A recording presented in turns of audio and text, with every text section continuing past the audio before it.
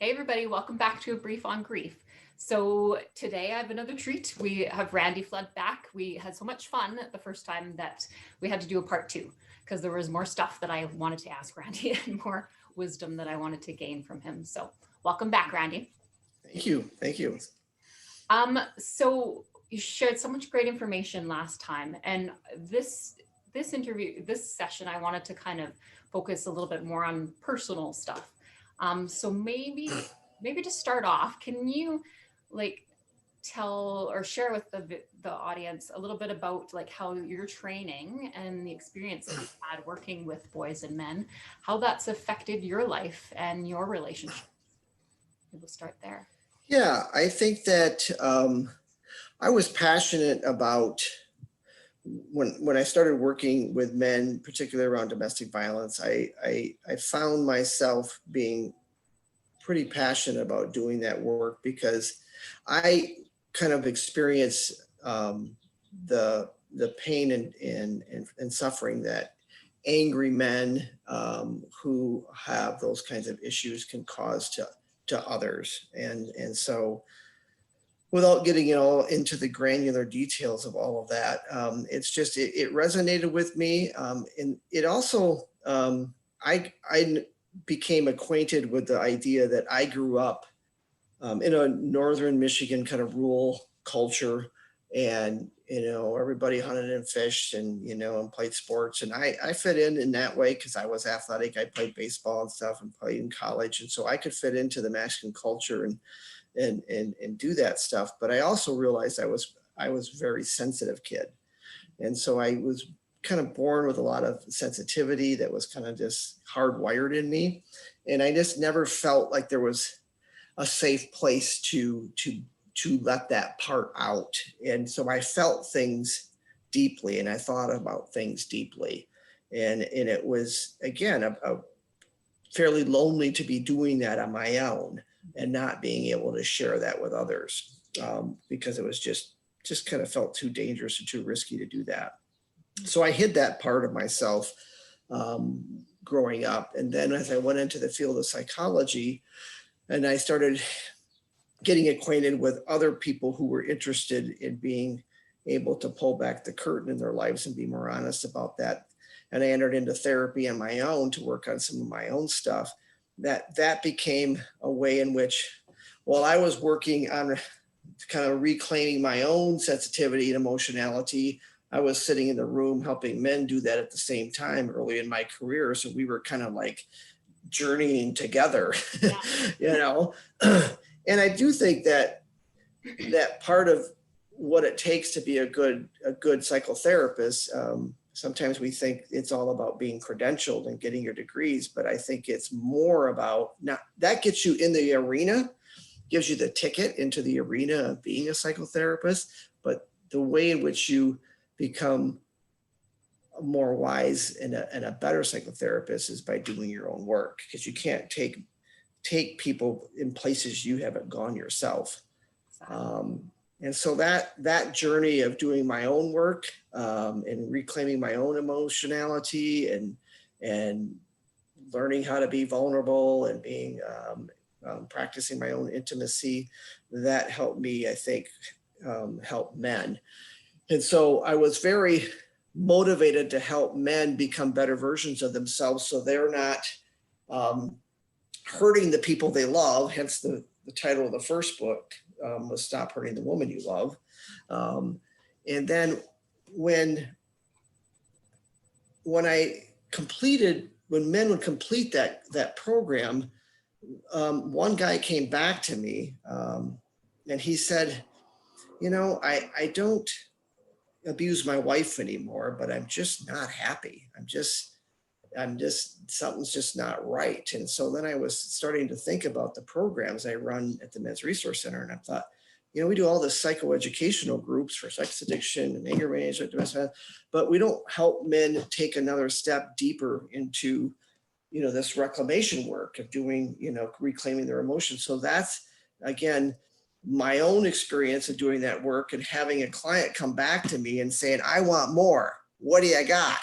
It was like a challenge. It's like, okay, what do I have? Well, I've been involved in group therapy before. It was a mixed gender group. So maybe I could do the men's groups that I run, that's psychoeducation. Maybe I can create just a men's psychotherapy group. And so then I launched one.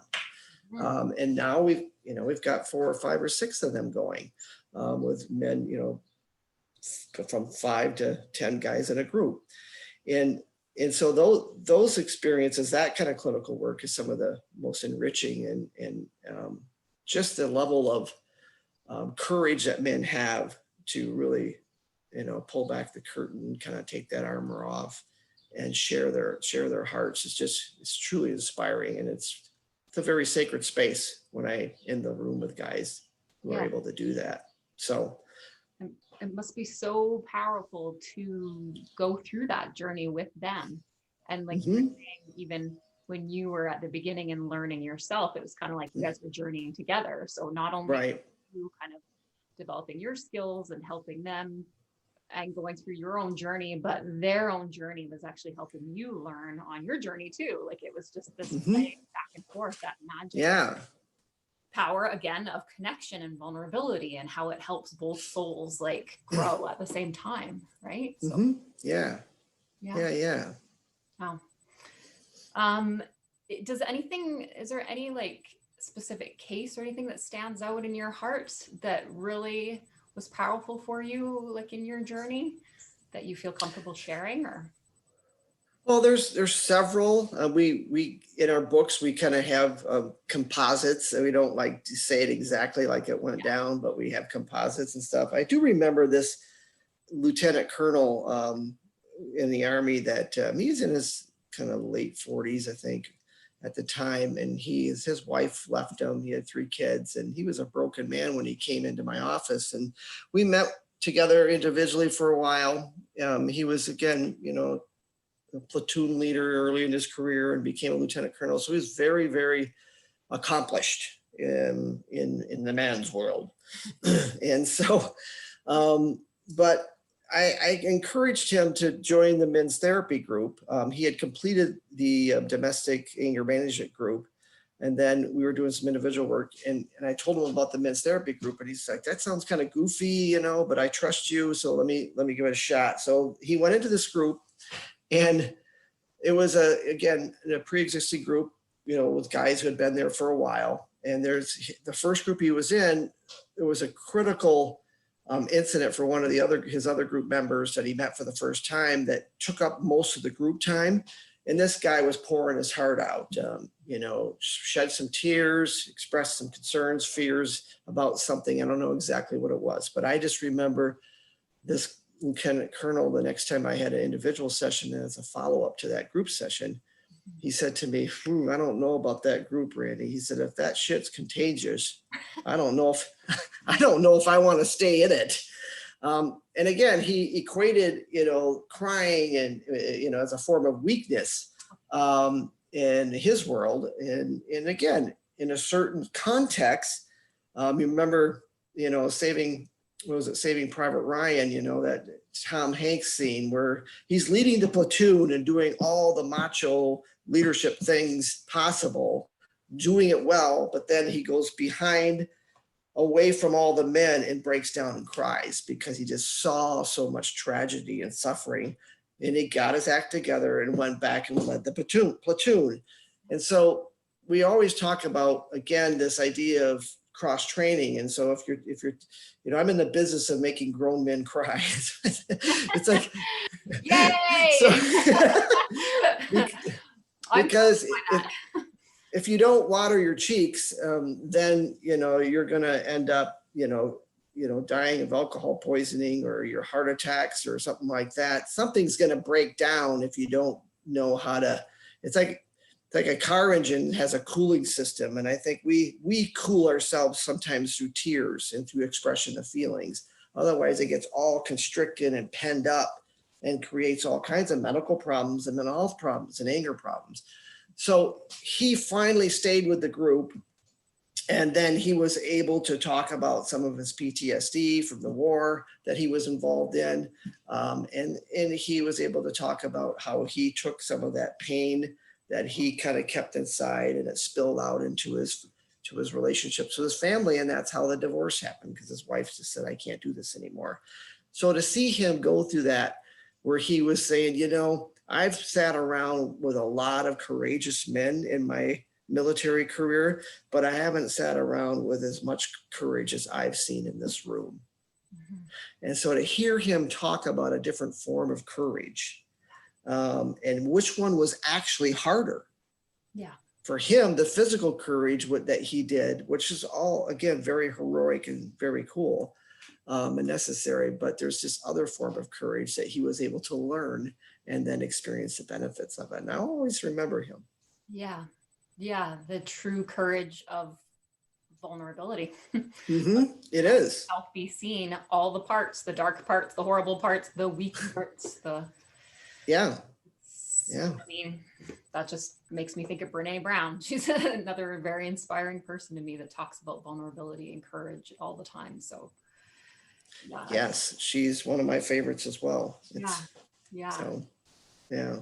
Yeah, that maybe that I'll probably like share a quote maybe at the end from her because it's powerful. But Yeah, do that. Thank you for sharing that case, Randy. That was neat to kind of hear about the different aspects of it and the journey he went through with the therapy that you worked with him with. So yeah. This next question is very close to my heart. Is there anything that you can share so me and the women of the world who are holding pain or from being disconnected from the men that they love, either that they have loved in the past or do love right now? Is there anything that you would share with us? Yeah.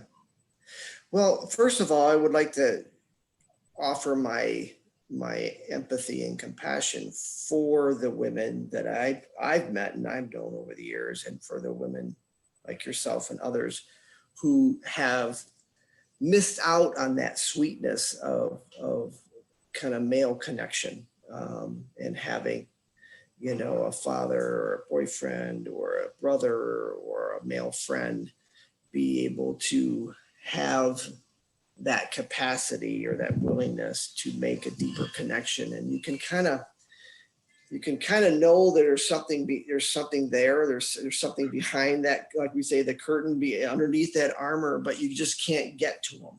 Can never get to it. It's that. No, it's there. And sometimes your efforts to try to get to it, they feel as intrusive, aggressive, or they feel a sense of, and they don't even know this, I don't think, they feel a sense of shame that they can't give you what you want. Yeah. And then they feel inadequate. Yeah, because it's that provider shame or that provider expectation of being a man, right? So they even feel like they're failing there when they can't give you the emotional connection that they don't know how to do, right? Yeah, it's kind of like for a lot of fathers that grew up with this notion of, I'm here to provide you, food on the table, clothes on your back, and a roof over your head. What more do you want? It's like, well, thank you for that. And that was really, really great. That's, Maslow's hierarchy of needs. I needed that, basic kinds of needs met. But also I want to be able to feel emotionally connected to you. I want you to provide me your heart. I want you to provide me what your inner fears are, what you're thinking about. So I feel a lot of compassion and empathy for women who want that and try to seek that and yearn for that or lean into that, but they have men in their lives who won't go there, or who refuse to do that, or who are scared to do that. And so you end up with this deep yearning, this deep longing for something that becomes unfulfilled. And then there's this risk of trying to get it met in other places, and try to get other men to meet our father needs, or other ways to get that hole filled. And I guess part of, and it's no surprise probably about your name of your show here, Brief on Grief, is that you probably have become acquainted with this idea that you have to grieve that. There's a sense of loss in that, and you have to be able to connect with that loss and grief. And the hope is that there's other men in our lives. I mean, I've got many other men in my life that have fulfilled things for me, roles for me, provide nourishment and guidance and wisdom and connection in ways that other men couldn't do for me. And so there's this collection of hopefully men that you can find who can provide some of that sweetness and some of that. But the sad thing of it is, I think there's a few good men out there, and I think until our culture does a better job at trying to encourage and inspire men to do that work, I see it as the next frontier. Yeah. You know, for in our capacity as humans and evolving, there was a time where courageous men had to figure out, well, who wanted to go to the moon? It's like, oh my gosh, that sounds like a strange and foreign place. I don't know if I want to go to the moon. Or who wants to go out west and grab, your horse and your covered wagon and just travel into the wilderness and not know if you're going to find a place safely. And there's a lot of ways in which men met the challenge of going into the next frontier. And so I think for the 21st century, the next frontier for men is the interior world, of having the courage to explore the interior world of themselves and of others. And do you have the strength and courage to be able to do that, to go there? Yeah. That's what we need to inspire men to do. And that doesn't mean that they stop going to the moon or they stop going to the depths of the seas and figuring out what kind of fish we haven't discovered yet. We can continue to do that kind of exploration, but we need to inspire men to explore their heart and souls. Mm-hmm. Yes. And that's why this topic is so powerful and so inspirational. You were talking about journeys before. It's a journey. It's part of my journey in grieving and healing and understanding people more, understanding pain more, understanding grief more, and understanding the specifics of men's pain and stuff too. So, and you're right about kind of about having other people in your life that kind of fill some of those roles as you, and to do it in a healthy way too. Like you have to find the health and the healing inside you first, so that you're having those healthy kind of relationships outside. Right. So right. Thank you for that. Yeah, you're welcome. Maybe before we close up, do you have any last piece of like encouragement or advice for men out there that are struggling, that are like on the fence about reaching out and not sure?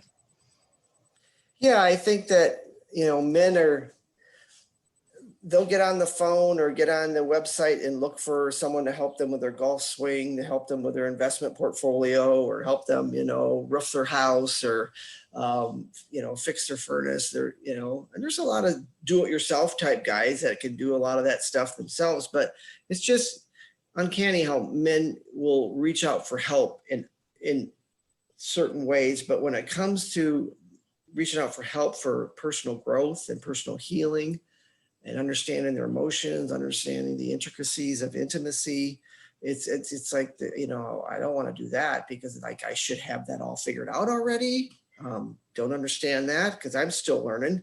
I mean, it's truly, truly intricate work. Guys like to fill their garages full of all these tools. And like, I don't have that tool. I mean, this tool could do that. Wow, that's really specific and intricate. And that's the same thing with emotional tools. It's like, there's a range of feelings and how it shows up in our bodies and how we can manage it and how it can inform and give ourselves joy and love and life and anger and rage and all that. So I say to the men out there, to ask for help is a sign of strength, that you, just like it is to say, I need help with trying to figure out how to prepare for my retirement. There's many ways that we reach out for help, and there's wisdom and things that we can learn. And so give it a shot. And don't see it as a sign of weakness, see it as a sign of wisdom. And especially in the 21st century, put that old school traditional view of masculinity and see that, it's outdated as the carburetor in a car almost. It's like, get the flex fuel going, you can get into modernity and get into the 21st century sense of masculinity. And we're not going to take away your masculinity. We're going to actually help you develop a more balanced one. Yeah. And yeah, like take away the old and bring in the better, right? The more well-rounded, wholehearted, rich. And Right.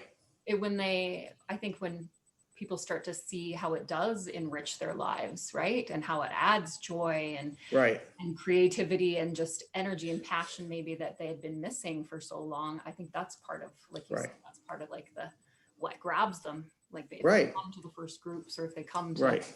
they have a first experience. So Right. yeah. So yeah, feel free to visit our website, menscenter.org, menscenter.org, and also the Revealing Men podcast you can find on Spotify and Apple Podcasts, Revealing Men.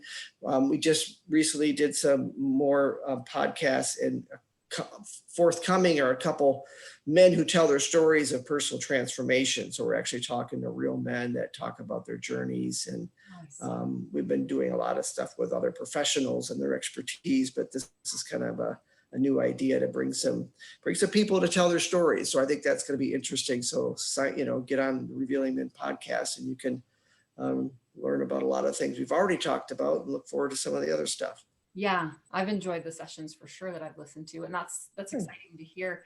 Yeah. Instead of just talking about it and talking about research, you're actually going to have some real life stories. Yeah. To talk to on there. That's always powerful. There's nothing more than that. So, yay. Thank you so much, Randy. Kimberly, thank you for having me and for having this conversation today. It's always enjoy it, and hope that there's ears out there and that hear it, and there's hearts that get opened up because of it. So thank you for having me. Yes, that's the real reason for doing it. It's just to spread the word about how important this is, right? Yeah. Yes. And I'm definitely gonna share a quote by Brene Brown, who we both like. Okay, good. What we were just talking about. So she did an interview like a couple of years ago with somebody and was asked kind of that same question: what message, if you had 60 seconds, what message would you give to the men of the world about vulnerability? Yeah. So she said, vulnerability is not weakness. It's about the willingness to show up and truly be seen when you can't control the outcome. It is actually our greatest measure of courage. So show up in an authentic way and let us see your hearts, because we know how lonely you actually are.